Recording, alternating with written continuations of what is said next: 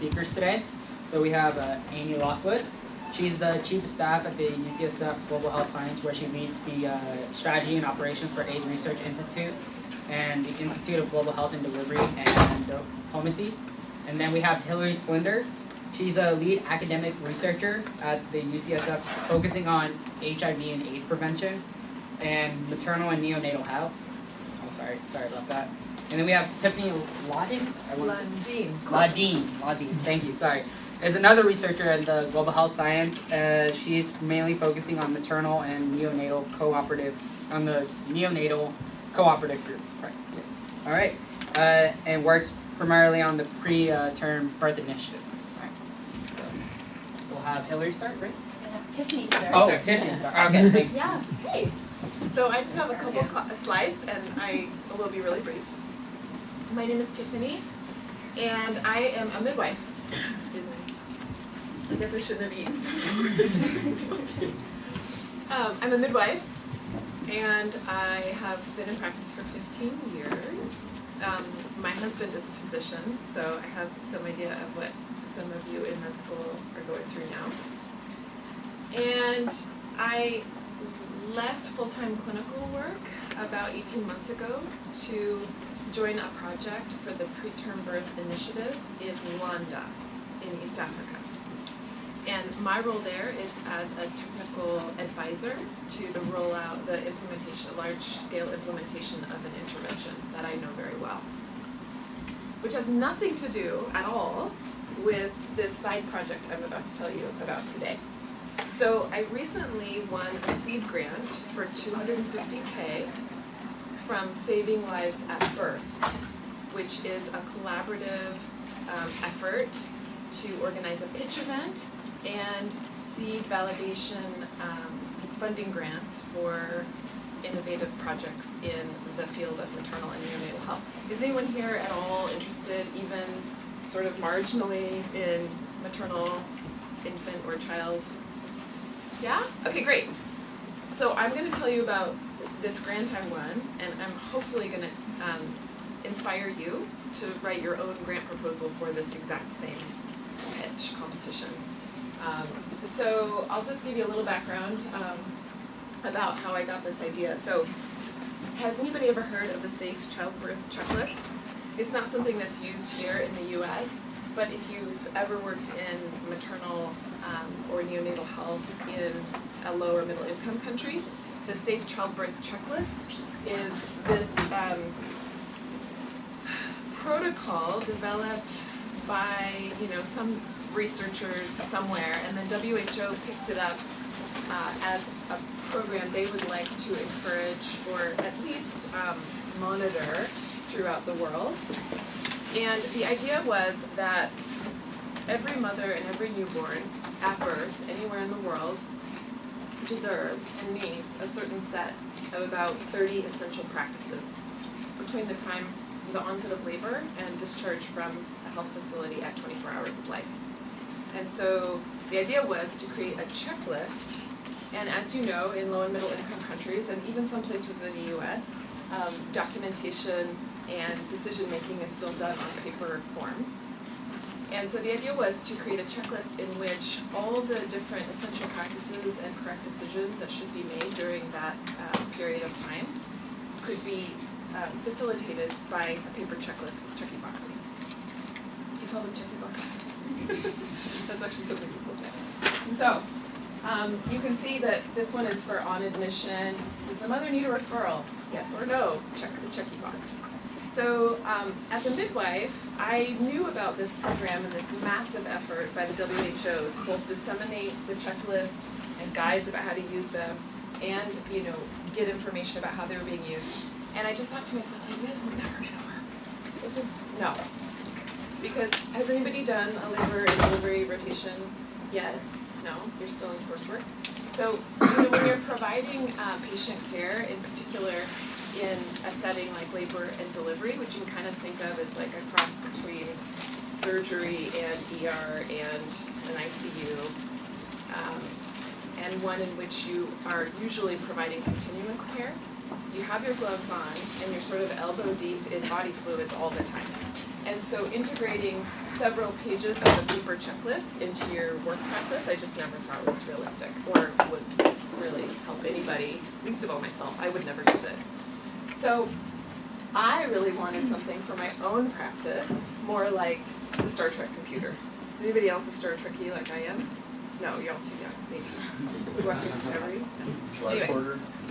Yeah, you remember the tricorder? Okay, that's old school. No, this was more the the next generation, where Dr. Beverly Crusher, who is one of my, personal imaginary heroes, would always ask the computer, like, well, they would do this on all the Star Trek episodes, but the doctor would ask, like, computer, help me solve this medical mystery and tell me the answer to, the following 3 hard questions. So what I always wanted was my own computer, like Dr. Crusher, that I could just ask the question to the air and I would get the answer I needed without having to take my gloves off, manipulate a device, go to a paper checklist, or more likely, like actually open up a textbook and look for the answer, which is not just something that you do now, nor that I do after 15 years of practice, but is something that specialists still need to do frequently, is look up the answer. So this is just to say that I had this idea, like what if I had in my practice, or birth attendants in low and middle income countries had a computer that they could interact with by voice-only interaction. So a human-computer interaction tool that was voice-only, did not require any manual manipulation at all. Now, this is going to seem very familiar as an idea to you because you probably all use some version of Siri or Google Assistant or something, or even just talking to your device when you need navigation, for example, using maps or Waze or something. So I thought, what if we could develop something that would be of use to birth attendants in low and middle income countries? Because believe it or not, most of births in the world are attended by nurses who have graduated with a diploma, not necessarily with a university degree. So imagine a nurse who is probably quite young, probably had very little experience with birth before graduating with a general nursing diploma. And then those are that's the health workforce that's attending quite a few, probably a majority of the births in the world. So, go to the next slide for me, Hillary. So I heard about this event called Saving Lives at Birth, and this is the one that I want you to write down if you're all interested in maternal or neonatal health, because the deadline for applications is late February. So you have time to sort of think of an idea and come up with a proposal like I did this time last year. So it's an event where these 6 funders get together and pool their resources, and they're really looking for things that are outside the box, and you don't have to have a certain set of credentials or be from a certain institution. In fact, there were for-profit institutions, non-profit institutions, universities. I applied with UCSF as the applicant organization. And it's this kind of event. I just wanted to give you a sense for what you go walk into if you're a finalist. It's like an exhibition hall and people are walking by, and then at some point judges walk by and give you 12 minutes to pitch your idea. And so it was this kind of thing. So you can go to the next. So I was like, okay, what am I gonna do? I have this idea. I made a poster, of course. You always have to make a poster, right? But everybody hates posters. I mean, do you like looking at posters? I hate looking at posters. So I knew I had to make a poster, so I put on, my theory of change and the project plan and how I was going to test this and, what I was going to do. And this is even an example of the algorithmic conversation between the human and the computer tool. And I should back up a little bit and say that I got some really good advice from my mentor, which is first you need to find a partner who is interested in this idea. And so the first thing I did after having this idea was think, okay, who would possibly want to work with me on this in that context, in a lower middle income country, obstetric context. And I knew somebody, and I reached out to him, and he was like, oh my God, yes! He's an obstetrician in Kenya. So then the next question was, well, how are we gonna make this thing? Because I don't know anything about coding. And I thought maybe I could make it myself in Amazon Alexa, and I actually tried. And so then through, it's always so important to network. And once I had this idea and I knew I was looking for somebody who knew software, I just started asking everyone. Everyone at every dinner party, at every a chance encounter in the restroom. Like, do you know somebody who would be interested in doing this who's a software engineer? Yeah. And so I don't know if this link will work, actually, or if you might be able to copy and paste it into the browser for me, Hillary, but I was, yeah, do you see it? I see it on your screen. So anyway, I finally found this software engineer at an engineering firm in San Francisco. Actually, it's a global software engineering firm, but they have a San Francisco office. And I found an engineer who was really interested in this idea, and he asked his supervisors for permission to build out a demo for me for free. So you're about to see me acting like a birth attendant who could really use some help during a postpartum hemorrhage, and then you're about to see the demo that he built. The only thing is that the voice of the demo is fake. It actually sounds like a totally normal Siri voice when you use it, so don't be thrown off by the Stephen Hawking-like voice. So, okay, go ahead. Miss Miller, your baby's doing much better. How are you? I don't feel well. I think something's wrong. Well, I'll check you.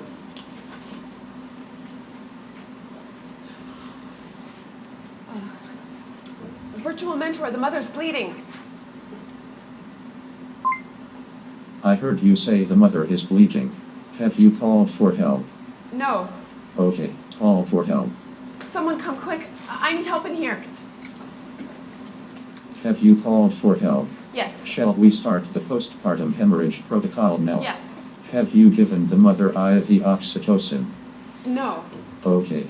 Administer 40 units oxytocin in 1 liter of saline now. Say complete when you have given the oxytocin.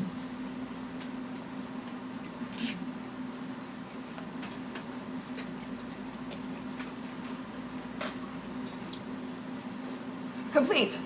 Massage the mother's uterus. Are you able to take the blood pressure and pulse now? No. Okay, I will ask again in 30 seconds. What's wrong? This mother's bleeding so much. Look. Oh my goodness, have you massaged your uterus? Yes, I'm doing it. Are you able to take the blood pressure and pulse now? Yes. Take the blood pressure. What is the mother's blood pressure?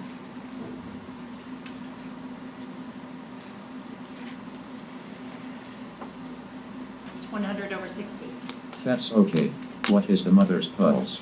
I don't know. Okay. At the tone, start counting. When you hear the second tone, stop.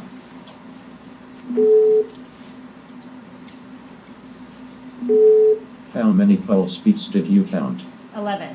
The mother's pulse is 110. Her shock index is 1.1. This suggests she may go into shock. Start a second IV and infuse saline rapidly. Try that. Yes. Shall I call the doctor on call for you? Yes. Okay. Hello, this is Dr. Smith. Dr. Smith, there's a mother who's bleeding a lot. I think it's a postpartum hemorrhage. Okay, so I just wanted to show you what I took with me to the Simulate the Birth event. The poster doesn't matter. It's like you have to take something that actually shows a prototype, something that you can interact with, something that is close to what you think you might be trying to build, enough that they can imagine it. Yeah. So I just wanted to show you on the last slide a couple of the other winners. It was interesting to see what other folks brought to the event and which ones were funded. These were actually all validation awards, so they had already been through the seed phase. I obviously don't really have anything yet except a demo, but these were some of the folks who won validation awards, and they had really cool things like an infant wristwatch that would alert the care provider when the infant was too cold. I love this device over here on the top right for homologous transfusion, and then something to help with counting baby heartbeats and also for knowing how fast your saline is infusing. So these are the kinds of things that came and won awards. So I hope you'll consider applying because it was a great experience and very accessible. Okay.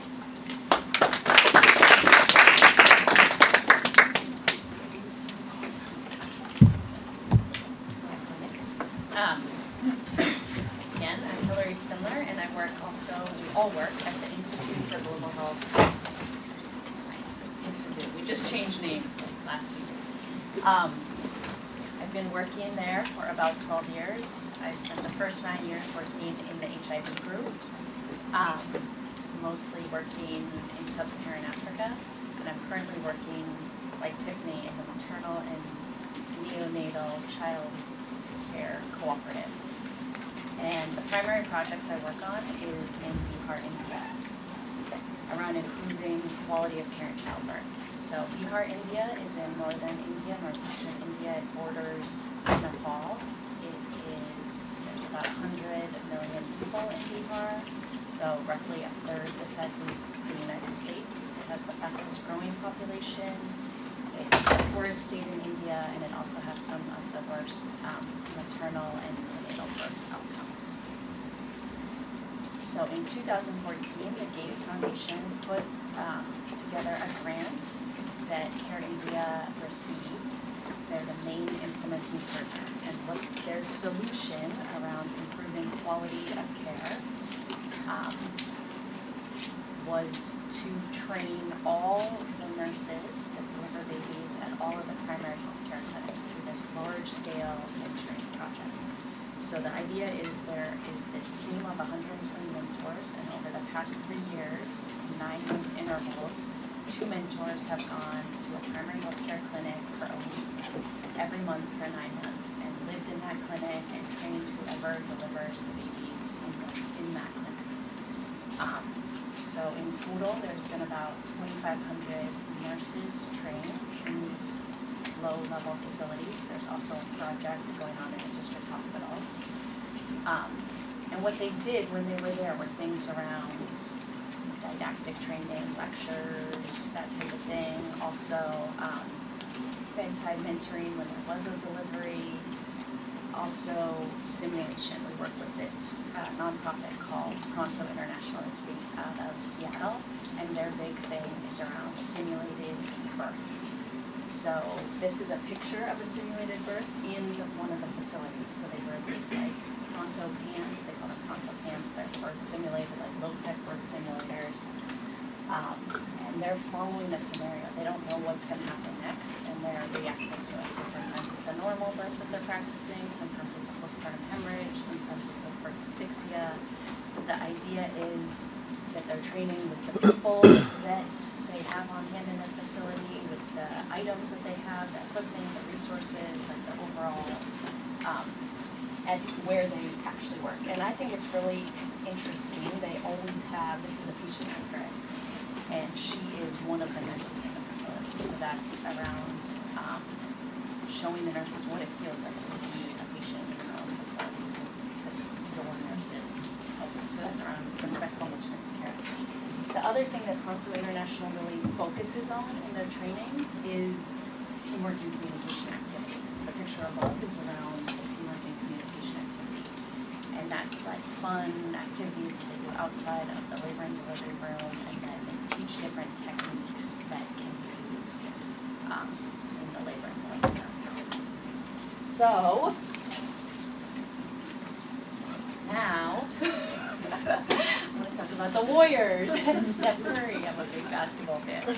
But when I started this project, I came on as a statistician, and I want to ask, but I'm sure no one will know, what this project in Bihar, India could possibly have in common with the world champion Golden State Warriors. It's like, do you have that? You look like you have an idea. Okay. It's pretty far-fetched. So, the Warriors... Wait, we have to get a couple offerings. Okay. Yeah. A lot of hard work. What's that? A lot of hard work. Oh, I like that. I was gonna say it's like a more recent like rise to prominence for the Warriors, so maybe there's been like I don't know, recent developments and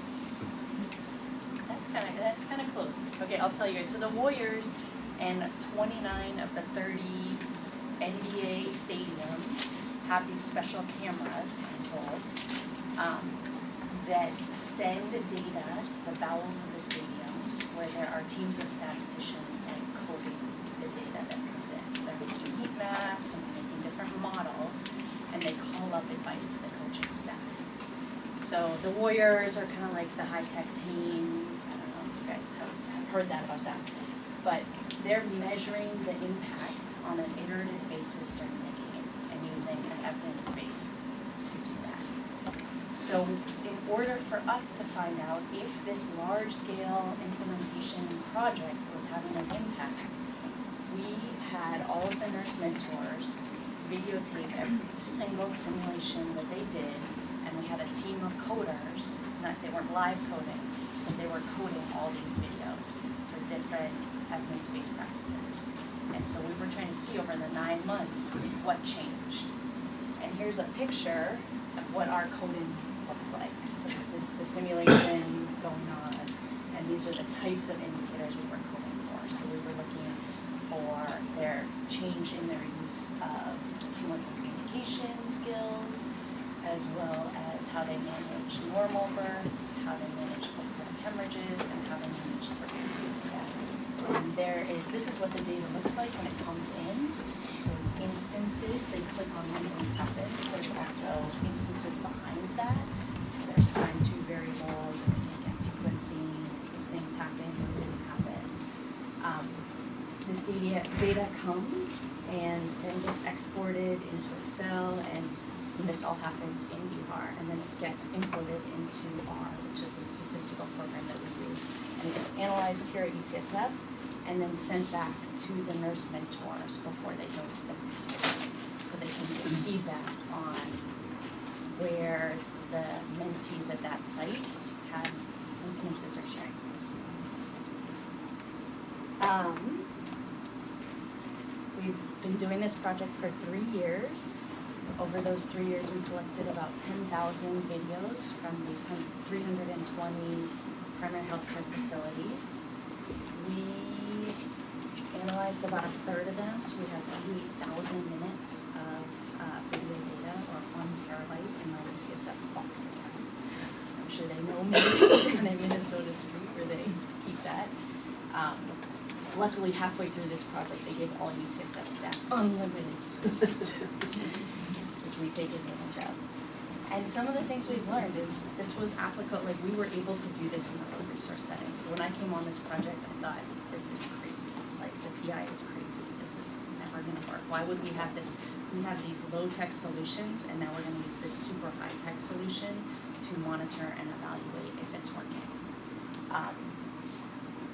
It was scalable. If we can do it in that big of a state and that populated of a place in India, I think it can be done a lot of places.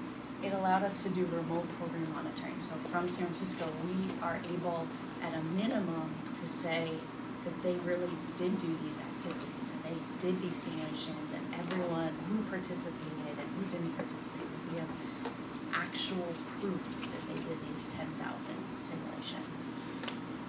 Which is pretty amazing.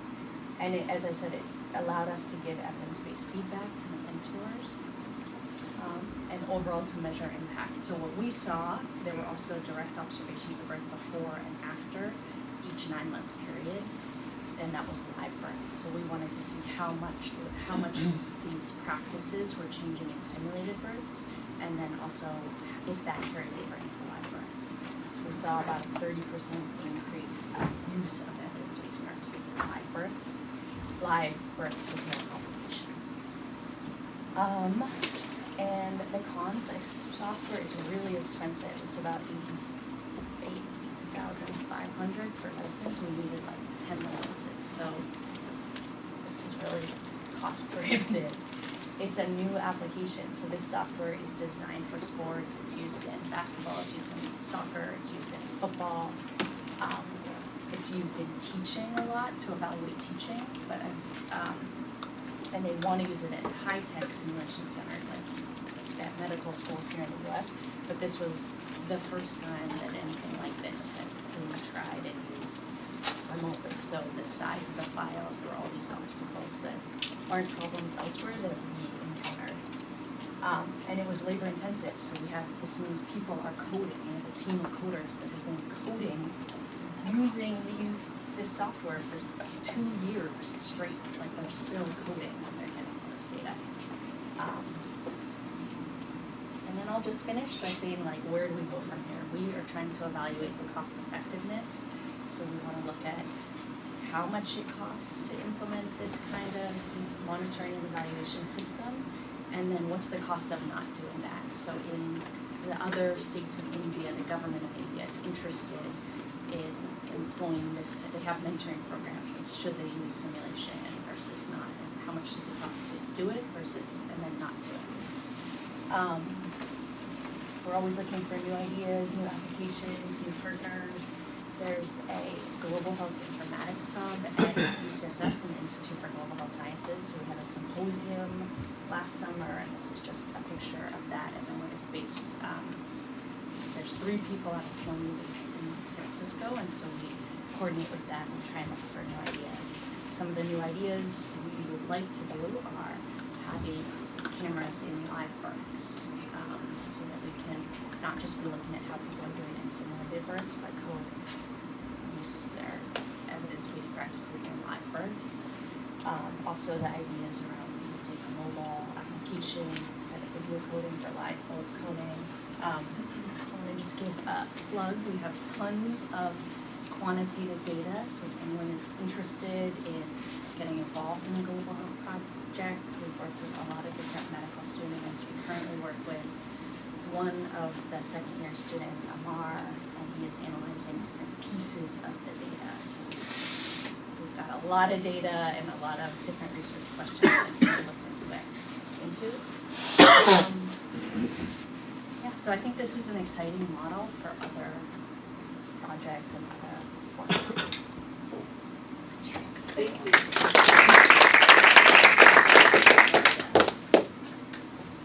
Awesome.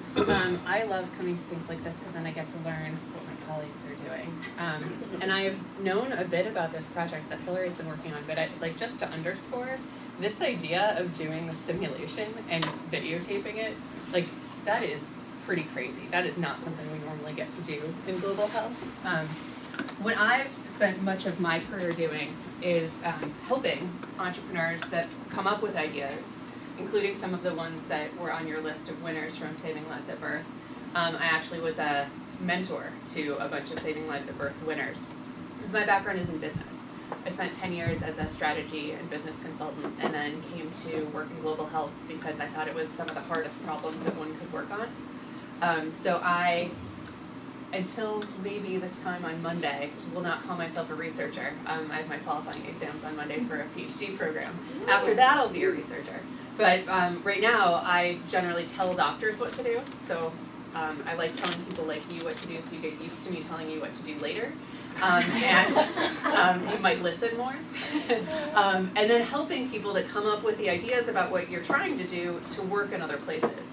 So lots of times there are folks like you that are doing your clinical duties here in the US, and you come up with thinking about what are some things that I could do other places because there's such a big need. And that's a great thing to do, but it's really hard to innovate, period. It's really hard to innovate in medicine because we're dealing with people, and if you do it wrong, they die or get hurt, so it's hard to do.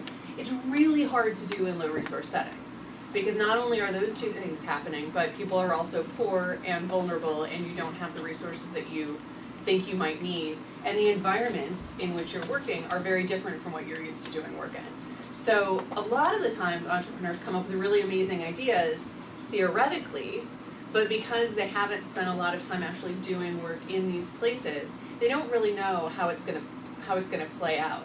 And so I spent some time with a colleague of mine at Stanford when I worked there, putting together some case studies about what were the things that entrepreneurs that were trying to come up with ideas for global health faced. What were some of the big challenges? And the big issues were what makes designing in low resource settings so difficult, and what are the things you've got to know? Where in those processes does the design most frequently get derailed? And then what are some of the solutions that we could come up with to help people as they're in this process? So this is a simplified one slide of telling you why it's hard to work in low resource settings on global health. You're dealing with multiple stakeholders. Now that's true here, but it's even more complicated when you're dealing with multiple stakeholders and you are coming from the outside. So I think about Tiffany's project, obstetrician in Kenya, but was just coming in with this idea, and that is very common to come up with an idea and then think, I'm gonna just show up in Kenya and find somebody to work with me. It's really challenging to find providers that are gonna be interested in partnering with you on something. And you've gotta think back to colonial theory and positions of power and all sorts of things around development to get the backgrounds on that, but it's pretty important. Also, patients are going to have some questions about what it is that you're doing. Patients always are going to have questions about what it is that you're doing, but particularly when you're an outsider coming in and trying to test something on people.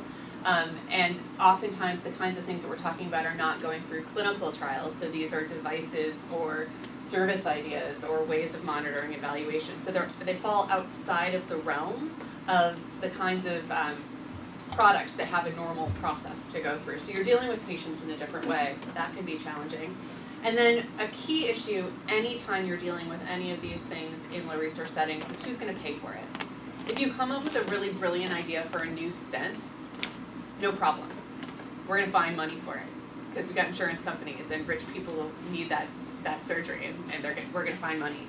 When you're coming up with a solution for how to make sure that a poor woman in a poor country lives during childbirth, unfortunately right now there just aren't that many people that pay for it, or we wouldn't have the millions of women that die from just giving birth to a child. So there's an entirely other level of thinking that you've got to go through around the creativity of not just what you're doing, but how it's going to be implemented, and not just in the clinical site, how it's going to be implemented in the broader environment.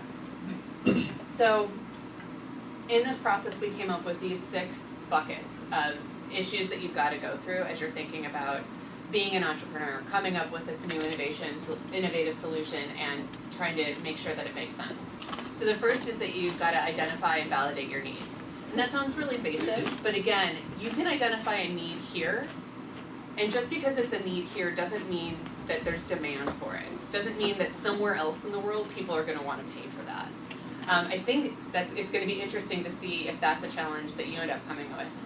I'm sure there are some places that people are going to be like, absolutely, that's super great. And then there are other places that are like, really? Like, I don't even have electricity most of the time, so how is that going to work for me? And it's just a question that you've constantly got to be thinking about over and over again each time you make small iterations. Part of identifying that is understanding the market and the stakeholder dynamics, but this bucket is also about how, even if your product works 100% of the time in the lab, how are you going to get it to the places it needs to go? So it works, it's great, the Kenyans are all excited about it, but how do you sell it into the market or give it away even through the healthcare system that exists? It's a different environment. They don't have, there are oftentimes things like pharmaceutical reps or company representatives that come and sell, but it's a different setup than it is here in the US and in Europe, and you've really got to understand how that plays out in order to know that what you do is going to end up being used. Then getting to a market-ready product or service is another area. You know, in an academic setting, we often are doing pilots. We get initial grants so that we're able to see if something works in a small group. I think that's where we are with the BHAR project. Big pilot, but still a pilot. One organization agreeing to do it. If that proves like it's working, and it is, how then do you scale it? Is there a way to get it to other places, other people? How do you make sure that you've fulfilled all of the criteria so that it's passed its, and this isn't true for you, but and it's not even really, might not be true for you, but if you have a device, how does it get its CE marking? How do we make sure that it's FDA approved? How do you get all of the approvals within the specific country that you're looking at so that it's something that can be scaled? And that process in itself is also a long, very complicated, detailed one. Sales and marketing is another important one. The business model is one that oftentimes is something that overwhelms us, because if I said I came up with a really great new product to that was going to stop postpartum hemorrhage, who do you think would pay for that? And it totally works. Who's somebody that would pay for it? And I'm gonna sell it in Kenya. Any ideas? Bill Gates. It's always Bill Gates. It's always Bill Gates, right? Like, Bill Gates, he's not going to pay for everything. It's like when I try to get people to raise money in San Francisco, and they're like, "Have you called what's his name, Zuckerberg?" Like, those two dudes, they're not doing everything.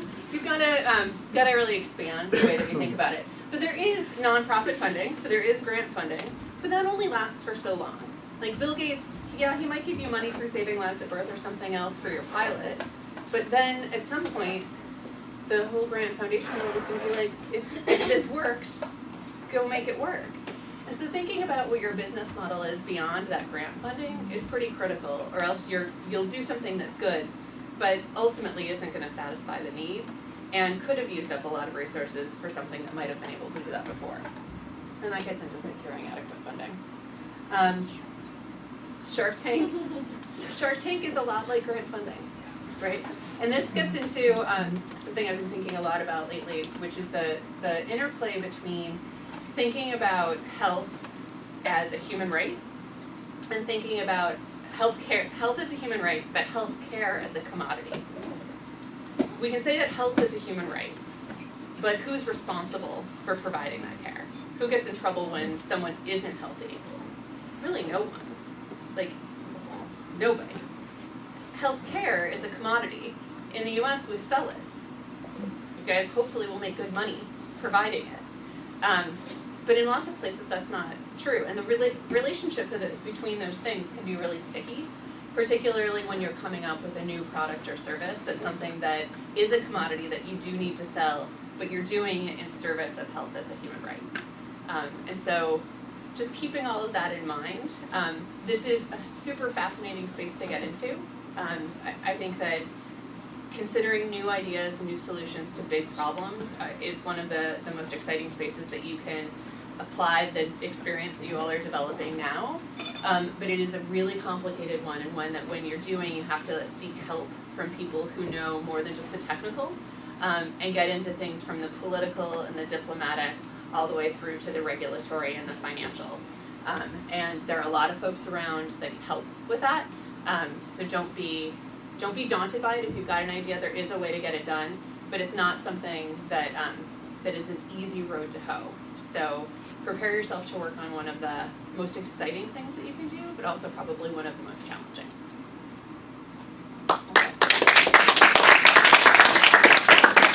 I think there's some really interesting themes that came out. One is make sure that you really understand the local environment and you have local champions. And another is empower locally rather than solving everything and coming in. I thought it was so interesting. It's probably the first time that India has outsourced coding to San Francisco. That was a very interesting concept.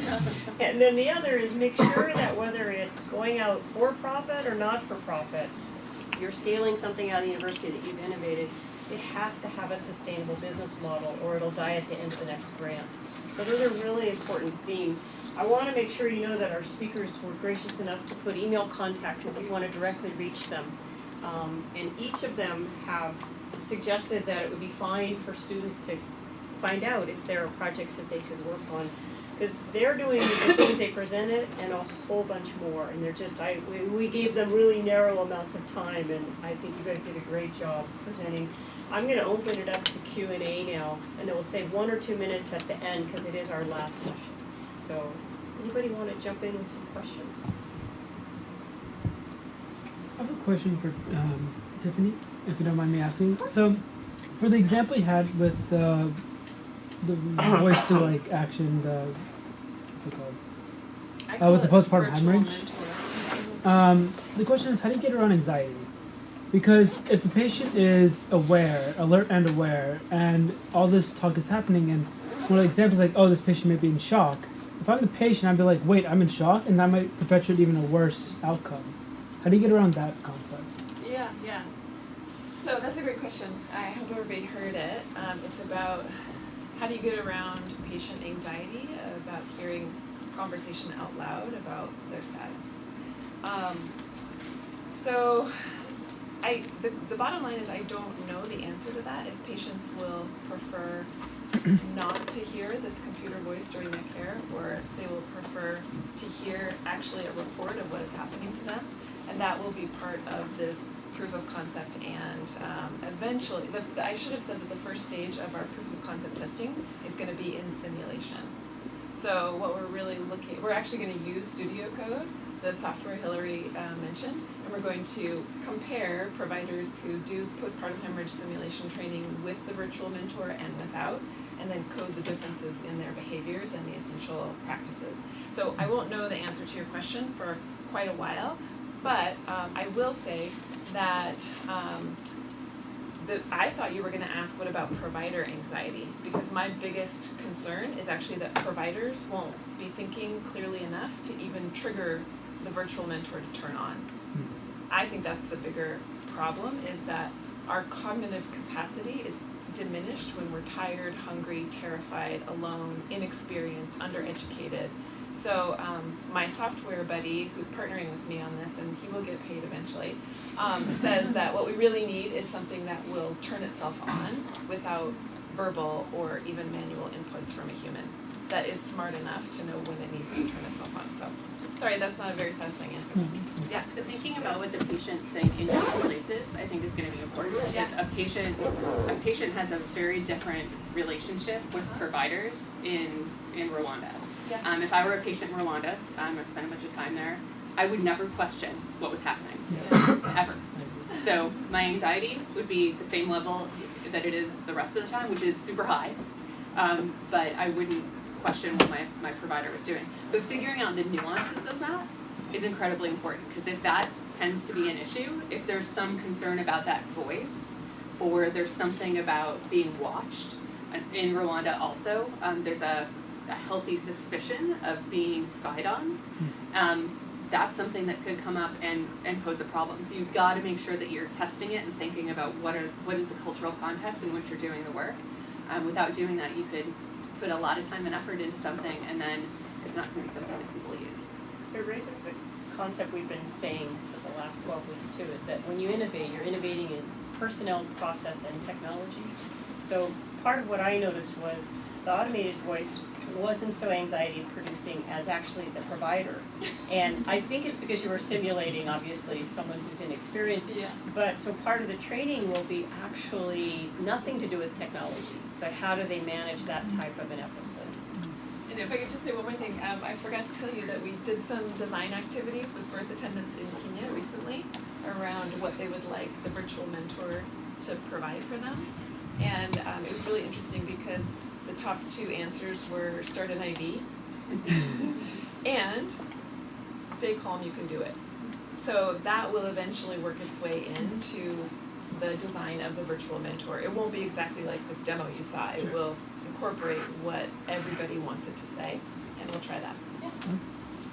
When you watched Hillary's presentation at the end, one of the things was how expensive that software was. Yeah. Were you already thinking, wow, we could build this and do this a lot cheaper? Was that going through some of your heads? Like, most of you have already seen these 360 cameras, even 3D cameras, etc. You do a lot of your own filming now, and the ability to analyze with computer assistance, video footage, not just stills. Was that going through some of your minds, like we could actually create that function? It was, and because I feel like, it's very doable if you gather a bunch of, say, like, interns, like smart enough interns, but and probably get them free. But the thing that kind of blocked me from thinking beyond that was there's gonna be a maintenance, software's gonna have to be debugged, upgraded, and whatnot, and you're not gonna be able, that might not be as low cost as having licenses. So, yeah, I'm sort of mixed between that. Because one of the things, and that's a really good point, and one of the things you want to think about is what are the barriers? And clearly $88,000 per site is a barrier. So what can you do as you're going through these things? Identify what the barriers or the friction are, how can you knock them down, and how can you empower locally? Because to be honest, they're probably even thinking right now, I think we can do this. Yeah, it was so interesting because we had the mentors for these same simulations fill out a paper sheet with 7 questions. that could then be mapped on, like, did they identify a complication, this is all in simulation, did they identify the complication in a timely manner? Was it managed in a timely manner? And the data we saw from those paper forms was like a researcher's dream. It was just these perfectly significant trends, everything went in the right direction. I was like, look, it's all working, it's perfect. And our video data told a much more complicated story. So it was, I've had issues with how much money this whole thing has cost and is it worth it?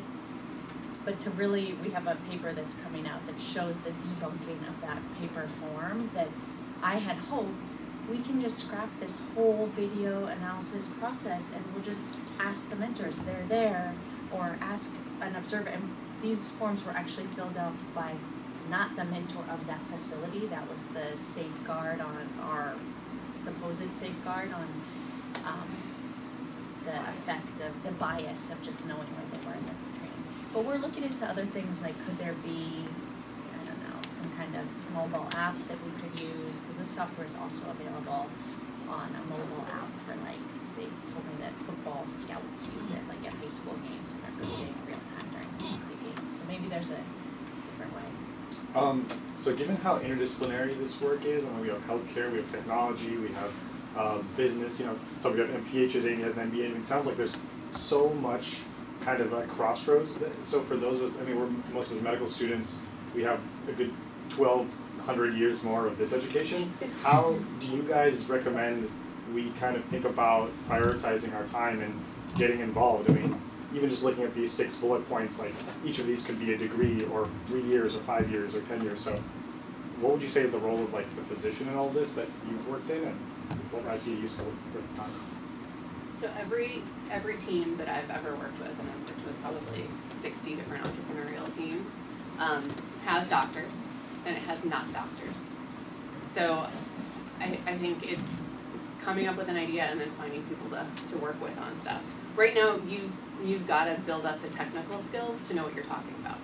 So a number one priority is like, be a really good doctor, like know what you're talking about. And then I think the second is just be open to looking for places where innovation could help. Like what are problems that you run into? What do you see as something that's an issue? How are you experiencing that? And in talking to other people, what are they experiencing? Be a needs finder or a problem identifier, and start having those conversations. Forcing yourself, there's almost no way to force yourself into this role. Like it's you'll be inspired when it happens, but being really open to looking for the problems and starting to think about who are people that you trust that have skills that are not yours. No one person can do all of these things. It's just too much. And that's why you have to collaborate across disciplines. And sometimes I think we talk about interdisciplinary in a medical school environment and we mean like a nephrologist and a surgeon. Like maybe, but you should probably be open to the computer programmers and the business people and like service providers in general, because they look at things from a different viewpoint, and it's by bringing all of those together that you can identify things. I just want to add to that also, like to the flip side of it.